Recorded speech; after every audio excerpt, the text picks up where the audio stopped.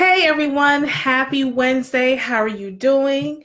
I have a little special uninvited guest, but she's here. So as you guys are coming in, invite and share, invite and share, invite and share, as I will be doing the same. And on our topic today, how to host your women's conference in 2019. As we know, this is Women's Month, and on March, yep, the month of March, but March 8th will be a Women's International Day as well. I believe that's the proper name. And if I'm wrong, please correct me. So I'm going to find myself here. And as you guys know, I like to do my little watch party. Start a watch party.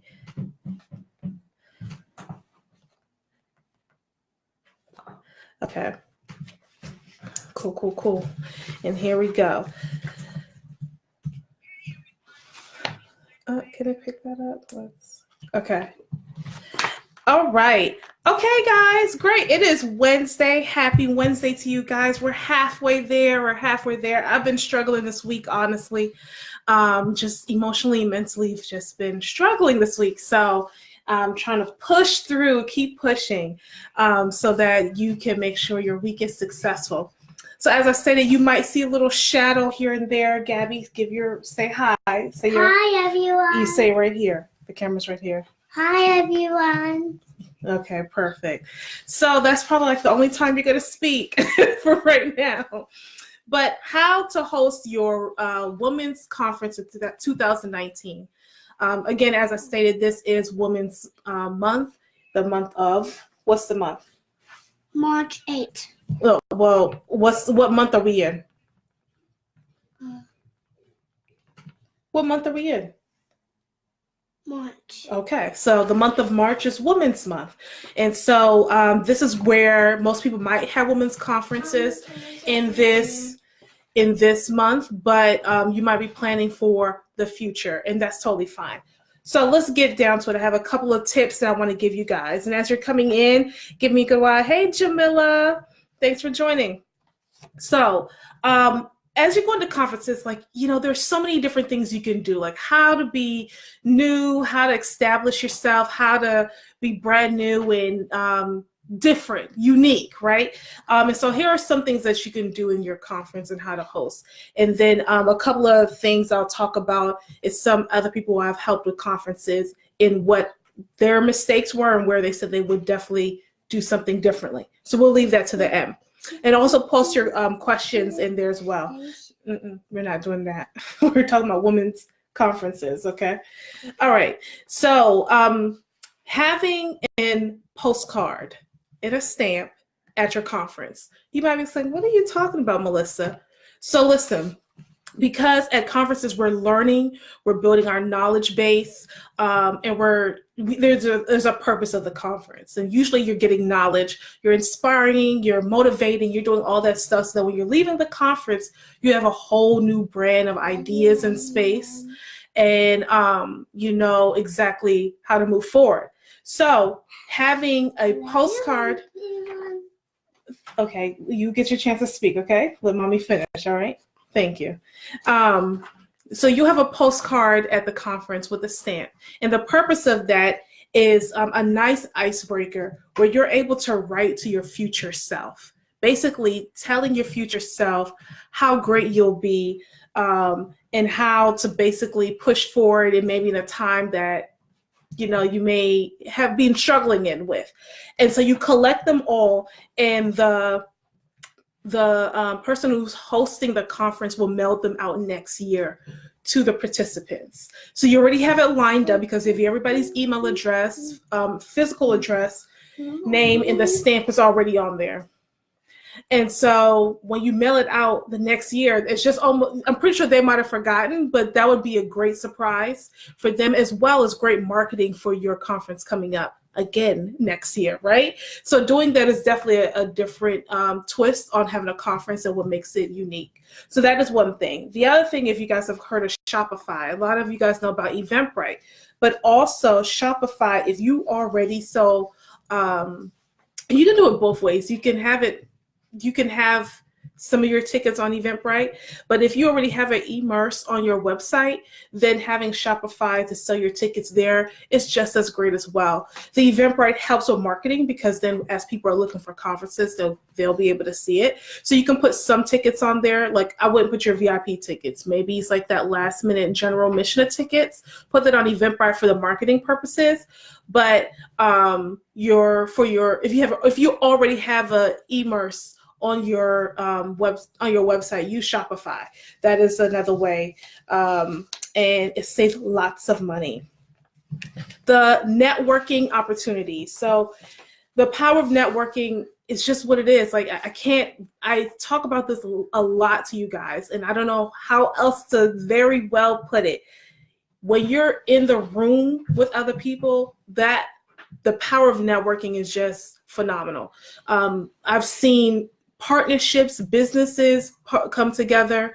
I've seen people build products together, do conferences together because they were in the room together. I'm laughing at Gabby, but they were in the room together and they're able to build it together. So the power of networking is powerful, and making sure that you advertise that is going to be where women can get into the room and really bond together and connect together. Because when we get into the room, I'm telling you, we have some awesome ideas. We really do. And having things accessible, like on an app, social networking, and helping build a community before the event is big. So almost doing like either a Facebook group or a group me, whatever, something like that builds a community and that camaraderie. Like, yeah, I'm so excited. I can't wait to see you there. And just saying like, hey, who's coming? What state is coming? It builds that pride of like, I'm going to this event. And then it also tells other people like, oh, you haven't heard of this event? I'm going to this event. And it keeps people connected afterwards. And so you could definitely do things that are paid, or you could do things that are free, like a group me, a Facebook group. But there are some networks or apps that you can do where, of course, maybe like the first month is free. And then after that, you have to pay. So it just depends on your budget. Amazon Prime. So I'm going to talk about this AV. And my disclosure is I do not represent PSAV. I do not work with PSAV, and I don't know PSAV like that. But with how I do know PSAV is that they're too expensive. And it's just ridiculous on how much they charge for their AV equipment. And so what happens is, and they're basically in almost every single hotel, at least in the DMV area, even in New York. I've seen them all over the place. So PSAV has taken over, where they're contracted with the hotels, where the hotels don't have their own audiovisual equipment, and so they contract with PSAV, but their prices are ridiculous. So guess what? Do you have Amazon Prime? I'm sure you do. Majority of us do, right? So for somebody who knows that you're going to be doing this conference for a while, and you know that you might going to be able to utilize this stuff in your business, girl, guy, get yourself an Amazon Prime. You can buy a small projector for about $300, small enough that can fit in your suitcase so you can travel with you to other events. And then you're able to rent things maybe in that local area that you don't have to use PSAV. And I promise you, it's a great investment and you will save so much money. Now, there's a local audiovisual company that you want to deal with, and most likely it will be economical, cool. But if you know this is something you're going to do and you're going to need a projector anyway, make that investment. Make that investment and just go ahead and do that. And then you can also send all the boxes to the hotel. Just make sure you give them a tip because there might be a lot of Amazon boxes coming, right? So the other thing I'm going to discuss is tips for developing conference sessions. So your conferences sessions, that's like call your breakout sessions, right? And so having different unique ones, not your same typical where people speak and you ask questions. Like really, you guys start thinking outside the box, because I know I'm a millennial and I don't like to hear the same thing over and over again in the same type of style. I get up from the main conference area and I go to a breakout session and I have to sit there and listen to them present, blah, blah, blah, and then I ask questions after. Okay, we don't need that. Also keep it short, simple, short, but good. And if it's going to be like a mastermind where we're actually working while you're talking and it's actual implementation happening, then of course you need a good 90 minutes for master classes. But let's try to stray away from that. Like, this is new. It's 2019. We need a new type of way to do conferences. So identify a specific issue, especially when we're talking about for women in the workplace, and having a panel. Panels are great because you're getting different perspectives. Not having too many people. I've seen people, or I've been on panels truly with 10 to almost 11 people. Way too big. Way too big. Too many voices. Too many people are trying to get their voice in. Keep your panel to about 4 to 5. 5 is kind of large. 4 is good. And if it's less than that, 3. If it's only 2 people, then I would say have 2 speakers. But having a panel at least 3 to 5 is good. And making sure that you have different people on the panel from different walks of life or different perspectives on the topic that you're choosing, because then it really brings that nice flow into it. And don't be afraid, even though it's a women's conference, don't be afraid to have a male there. A male's perspective is great, especially it depends on the topic that you're talking about. But still having a male perspective is great. I did a conference where they talked about relationship and being a entrepreneur and having that work-life balance and relationships. And we had males on the panel, and like, how can a male really deal with a woman who has this business and that, still having their male ego, and how do you balance dating somebody who's this independent woman? So that was really great. Another topic you can do is set a goal. Give the attendants a goal, a skill, a tactic that they can implement right away. When you're able to implement something right away, it's more effective. And then they see the value in your conference and why they want to come back again, right? Hey, Angie. Hey, Mary. So making sure that you have something that you can implement right away and showing the method so they can see, like, this actually works, right? Have a call with the panelists before your event. This is big. So if you're going to have a panel, please, even when you have your speakers, please have a speaker call before the event, because even though they're speakers and they're very knowledgeable, we're still human. And just like I say to my brides and grooms, even though everybody's an adult and they're bridesmaids and they're groomsmen, for some reason, we kind of get a little loopy and don't really think right when it comes to the day of. So having clear instructions and getting all those questions and Q&As out before they get onto the stage as a panelist is great. You're specified what time you arrive. If you're going to have any, especially for speakers, you need, what's your walk-on music? What's your walk-off music?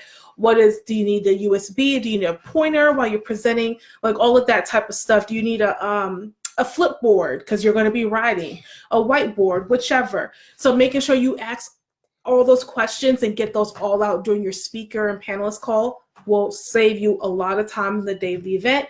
And your event logistics manager would definitely appreciate that. When it's possible, always use visuals.